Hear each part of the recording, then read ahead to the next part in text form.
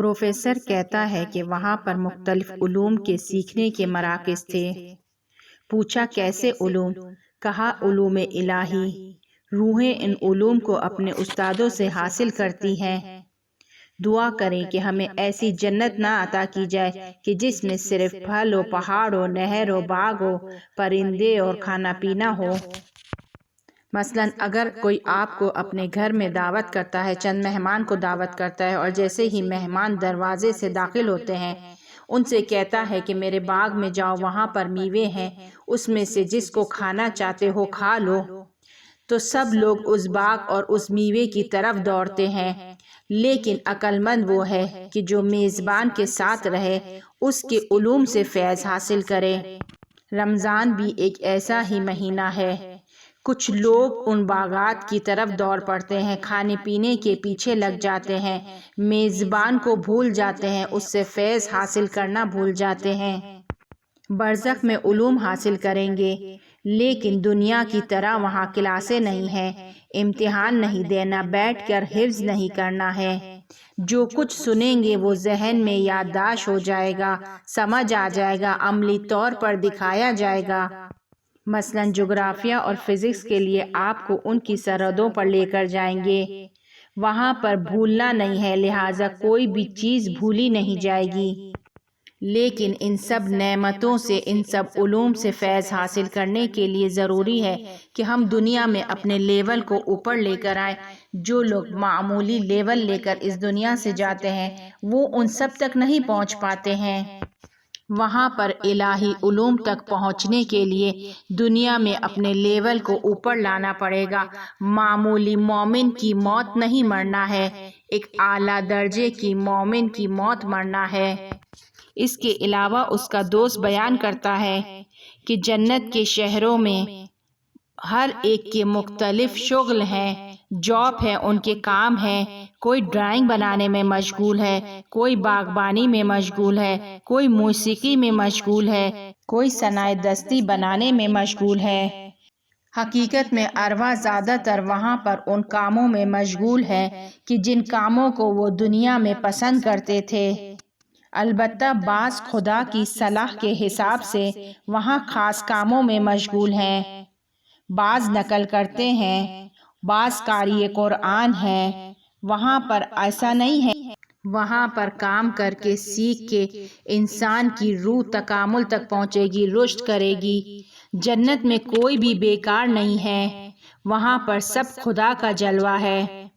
Professor کہتا ہے کہ میری والدہ وہاں پر کچھ بچوں کو ٹیچنگ کرتی ہے۔ وہ بچے جو بچپن میں اس دنیا سے چلے جاتے ہیں، بالغ ہونے سے پہلے وہ ان کی وہاں پر تربیت کرتی ہیں۔ یہاں پر ایک نقطے کو بیان کرتی چلوں کہ ہم اپنے نابالغ بچوں کے ساتھ انہیں کوئی دین کا کام نہیں کرنے دیتے، انہیں کوئی نیک کام نہیں کرنے دیتے، نماز نہیں پڑھواتے ہیں کہ نہیں ان کا نامہ اعمال بند ہے، بیکار چلا جائے گا۔ ایسا نہیں ہے، اس دنیا میں کوئی چیز بھی بیکار نہیں ہے۔ جب تک بچہ نابالغ ہے، کوئی بھی عمل انجام دیتا ہے، کسی کی مدد کرتا ہے، نماز پڑھتا ہے، روزہ رکھتا ہے، قرآن پڑھتا ہے، یہ سب کا ثواب اس کے والدین کے نامہ اعمال میں لکھا جاتا ہے۔ اور ایسا نہیں ہے کہ اس بچے کے لیے کچھ نہیں ہوگا، اس بچے کے نامہ اعمال میں نہیں لکھا جائے گا، لیکن اس کام کے اثرات اس کی زندگی میں آئیں گے، اس کی صلاحیتوں کو بڑھائیں گے۔ ان کاموں کی وجہ سے اسے لطافت حاصل ہوگی اور بالغ ہونے کے بعد ان لطافتوں سے استفادہ کرے گا۔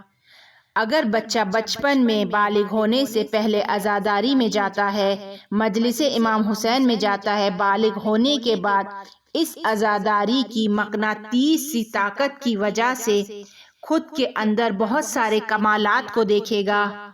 بعض اوقات ہم دیکھتے ہیں کہ کوئی بڑا شخص کسی چیز میں مہارت اور صلاحیت رکھنے کے باوجود بھی اس کام کو انجام دے لیتا ہے۔ یہ اس وجہ سے ہے کہ اس کا گراؤنڈ وہ بچگی میں یا ماں کے شکم میں ریڈی کر کے آیا ہوتا ہے۔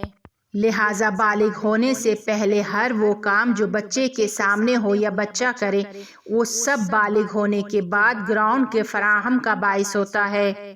اب وہ اچھا گراؤنڈ ہو یا برا گراؤنڈ ہو، دونوں کے اثرات اس پر پڑنے ہیں۔ حتیٰ روایات میں یہاں تک بیان کیا گیا ہے کہ والدین کے اس مخصوص رابطے کی آواز بچہ نہ سنے، حتیٰ ماں باپ کے سانس لینے کی آواز بھی نہ سنے، اور اگر بچہ یہ آواز سن لیتا ہے تو روایات میں ہے کہ اگر اس بچے کا جسم فحشا کی طرف چلا جائے تو والدین خود کو ملامت کریں۔ بچپن میں کیے ہوئے ہر کام ایک گراؤنڈ کی حیثیت رکھتے ہیں۔ ہر وہ منظر جس سے وہ بچہ گزرتا ہے، ہر وہ چیز جسے وہ محسوس کرتا ہے، وہ اس کے لیے گراؤنڈ کا کام کرتی ہے۔ لیکن ضروری نہیں ہے کہ ہر مقناطیسی قوت بڑے ہونے کے بعد، بالغ ہونے کے بعد فعال ہو جائے۔ گراؤنڈ ریڈی ہے، لیکن اب یہ انسان کے اس میں ہے کہ وہ کس گراؤنڈ کی طرف خود کو کھینچتا ہے۔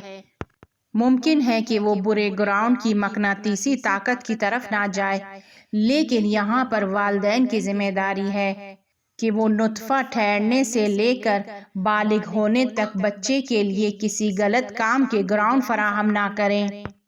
ایک اور سوال کہ جو ذہنوں میں آتا ہے کہ اگر والدین کافر ہوں تو بچہ کس سے ملحق ہوگا؟ مرنے کے بعد بچے عالم برزخ میں جو چھوٹے بچے مر جاتے ہیں والدین سے ملحق ہو جاتے ہیں، لیکن اگر چھوٹا بچہ مر جاتا ہے اور والدین کافر ہوں تو اس کا کیا قصور ہے؟ بعض روایات میں ہے کہ عالم برزخ میں ان کے لیے دوبارہ امتحان لیا جائے گا، اور بعض روایات میں ہے کہ ان کی تربیت کی جائے گی، ان کو معلم کے پاس رکھا جائے گا۔ حتیٰ روایات ہمیں یہ بھی بتاتی ہیں کہ بعض کی معلم خود حضرت فاطمہ الزہرا سلام اللہ علیہا ہیں، اور ایک روایت کے مطابق حضرت ابراہیم کی سارہ تربیت کریں گی۔ اس کہانی میں بھی پروفیسر کی والدہ 40 بچوں کی تربیت کر رہی ہیں۔ وہاں پر بھی مراتب ہیں، الگ حساب کتاب ہے۔ ارواح ایسے کاموں میں مشغول ہیں کہ جنہیں دنیا میں پسند کرتے تھے۔ چونکہ ان کی والدہ معلم تھی، لہٰذا وہاں پر معلم کے فرائض کو انجام دے رہی ہیں، تربیت کے فرائض کو انجام دے رہی ہیں۔ لیکن ایک نقطہ، ضروری نہیں ہے کہ انسان دنیا میں جس کام کو پسند کرتا ہو وہاں پر بھی اسی کام کو انجام دے۔ یہاں پر خدا کی رضایت لازم ہے۔ اگر خدا آپ کے اس کام پر راضی تھا تو وہاں پر بھی آپ کو وہی کام ملے گا، لیکن اگر دنیا میں اس کام میں کہ جس میں آپ مشغول تھے خدا راضی نہیں تھا تو وہاں پر آپ کو وہ کام نہیں دیے جائیں گے۔ پروفیسر بیان کرتا ہے کہ میری والدہ کبھی کبھی ان بچوں کی روحوں کو زمین پر لے کر جاتی ہے۔ پوچھا کس لیے زمین پر لے کے جاتی ہے؟ اس لیے زمین پر لے کر جاتی ہے کہ وہ بچوں نے جو کچھ نہیں دیکھا اسے دکھاتی ہے، بچوں کو لے کر جاتی ہے، زمین کی سیر کرواتی ہے۔ روایت میں ہے کہ اگر کوئی مومن اپنے بچے کو کھو دیتا ہے تو وہ بچہ جنت کے دروازے پر کھڑا رہتا ہے، جنت میں داخل نہیں ہوتا، کہتا ہے کہ میں کھڑا رہوں گا، پہلے میرے والدین آئیں پھر جاؤں گا۔ بچے موت کے بعد بھی خدا کا ایک لطف ہے۔ پروفیسر کی والدہ بچوں کو دنیا میں ان روحوں کو دنیا میں لے کر آتی ہے تاکہ دنیا کو اسے دکھائے، اور بعض اوقات بچوں کو لے کر آتی ہے تاکہ بچے کو اس کی ماں کے خواب میں لے کر جائے۔ یہ بھی ایک الگ حساب کتاب رکھتا ہے۔ کب آئیں گے بچے خواب میں، کس چہرے میں آئیں گے؟ شاید ماں کو معلوم ہو کہ یہ میرا بچہ ہے، اور شاید ماں پہچان نہ سکے کہ یہ میرا بچہ ہے۔ یہاں پر جب خواب کی بات ہوئی ہے تو ایک نقطے کو بیان کرتی چلوں کہ وہ لوگ جو اپنے مرحومین کو خواب میں دیکھتے ہیں، روایت میں ہے کہ جب آپ انہیں دیکھیں تو اس کے انگوٹھے کو پکڑ لیں اور پھر جو کچھ ان سے سوال کریں گے وہ آپ کو جواب دیں گے۔ اسی طرح روایات میں بیان ہوا ہے اگر بین الطلوعین کے درمیان یعنی سورج نکلنے سے پہلے قبرستان میں قبر کی زیارت کو جائیں تو وہاں پر جب آپ مردے سے سوال پوچھیں گے تو وہ آپ کو جواب دے گا۔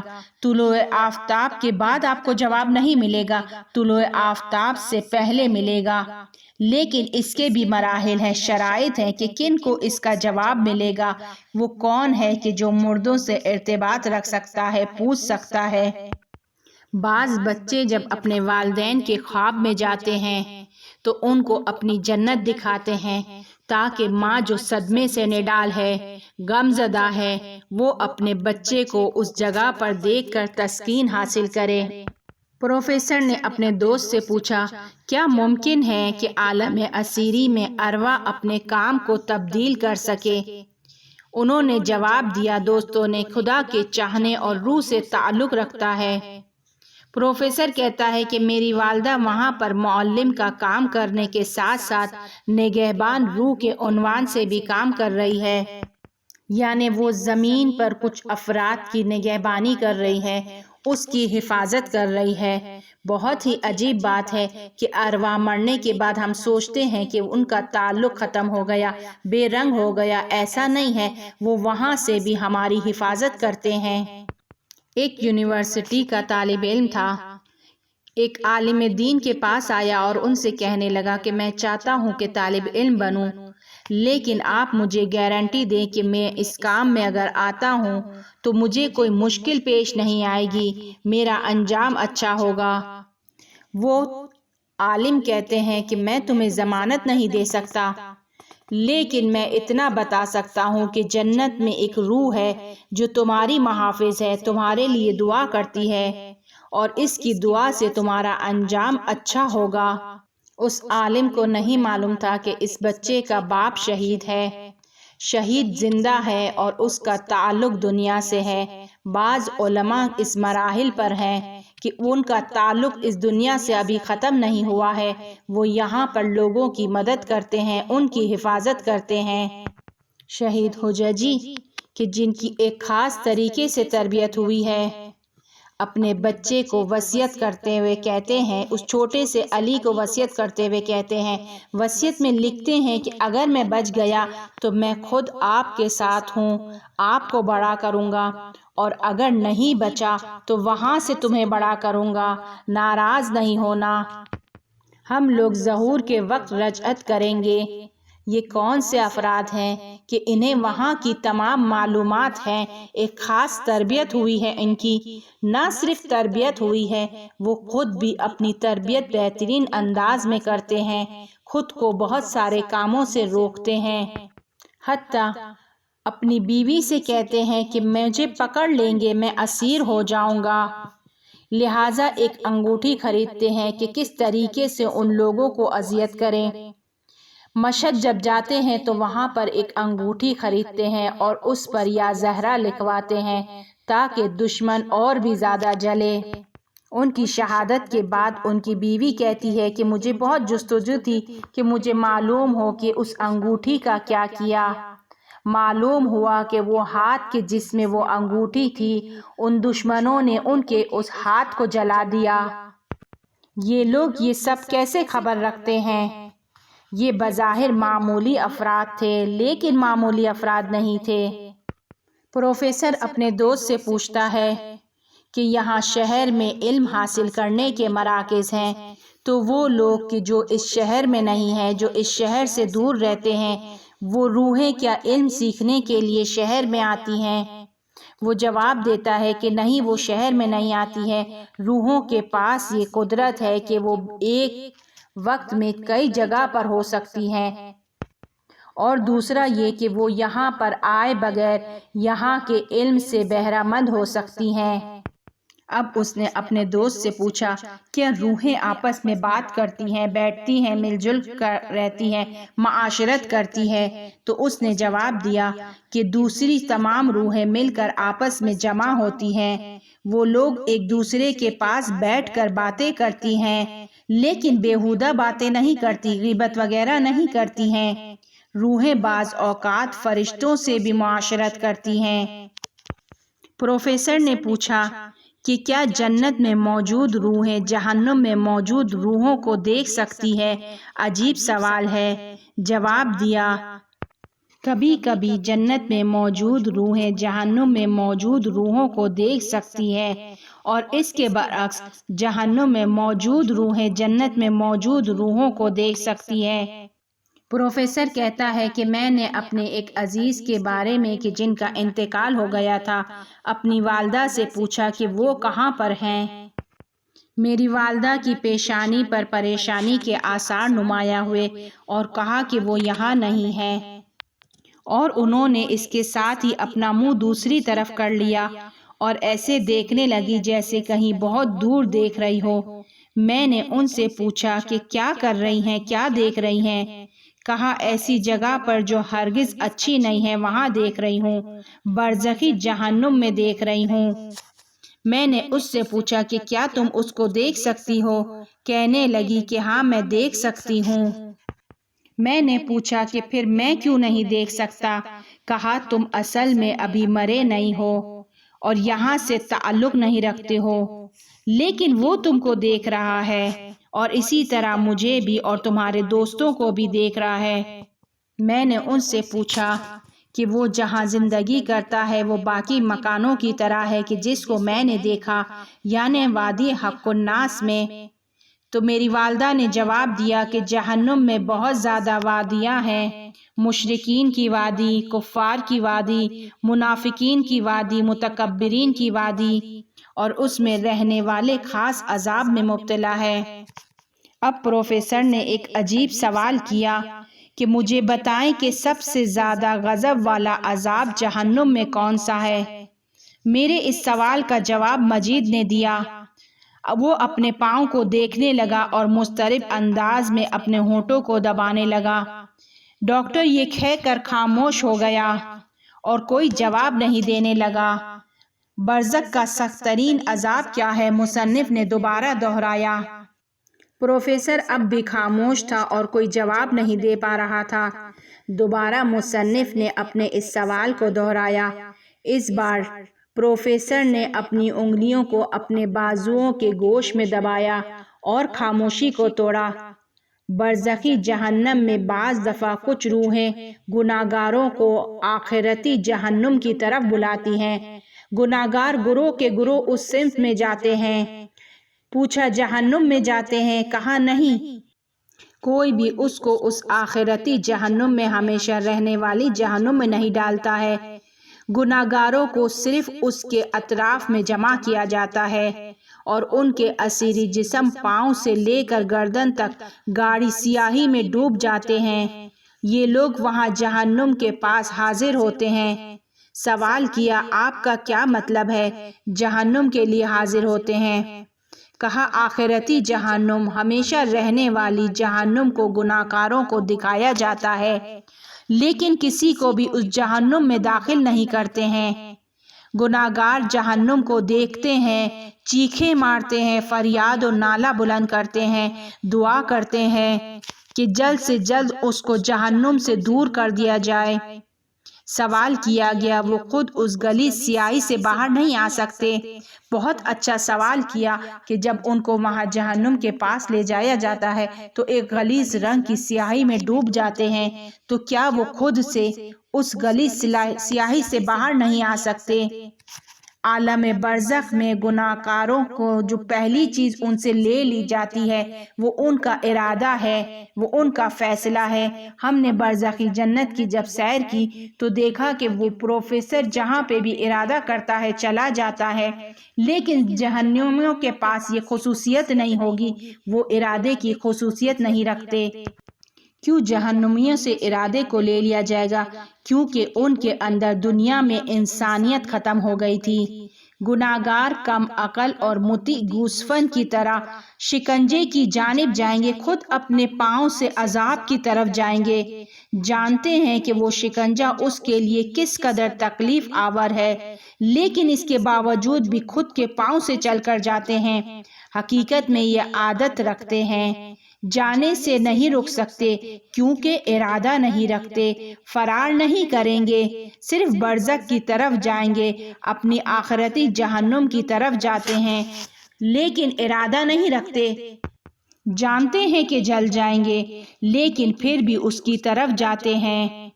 میں نے مجید سے سوال کیا یہ غلیظ سیاہی وہی ہے کہ جو میں نے ابتدا میں دیکھی تھی کہ جب میرا انتقال ہوا اور میں آیا؟ کہا نہیں، وہ سیاہی جو جہنم کے راستے میں تھی، حق الناس کی وادی کے راستے میں تھی، وہ جہنمیوں کے جمع ہونے کی جگہ ہے، ان کے تفریح کی جگہ ہے، وہ جگہ کہ جو تمام کہکشاں کو خود کے اندر جگہ دے سکتی تھی۔ پس گناہگار جب برزخی جہنم میں ہوتے ہیں تو وہ آخرتی جہنم کو اپنے انجام کو بھی دیکھتے ہیں۔